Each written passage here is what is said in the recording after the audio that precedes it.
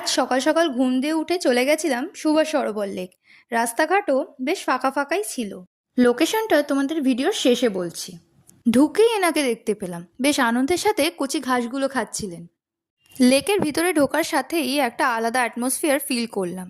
শান্ত পরিবেশ, চারিদিকে গাছে ঘেরা মনোরম একটি দৃশ্য। গিয়ে দেখলাম কয়েকজন ওখানে মাছ ধরছে, তাই দেরি না করে আমিও ক্যামেরা বন্দি করে নিলাম। ব্যস্ত লাইফে দুদণ্ড সময় কাটানোর জন্য এটি একটি দারুণ জায়গা। এটি একটি পাবলিক প্লেস, তাই কোনো এন্ট্রি ফি লাগে না। নিজেকে একটু সময় দিতে চাইলে এই জায়গাটা পারফেক্ট। আর তোমরা যদি বন্ধুরা মিলে একটা ইনস্টাগ্রামেবল প্লেস খোঁজো, তাহলেও চলে আসতে পারো সুভাষ সরোবর লেকে। এখানে রয়েছে একটি শিব মন্দির। মন্দির চত্বরটিতে বসে যে কিভাবে সময় কেটে যায় তা বোঝাই যাবে না। তার পাশেই রয়েছে একটি কালী মন্দির এবং একটি বাঁধানো ঘাট। প্রায় 1 ঘন্টা মতন সময় কাটিয়ে হাঁটা দিলাম বাড়ির পথে। বেরোনোর আগে দেখলাম এই ছোট্ট বন্ধুটি আমাকে বাই বলতে এলো। এবার বলি লোকেশনটা। কলকাতা যুবভারতী স্টেডিয়ামের ঠিক অপোজিটেই এই লেকটি।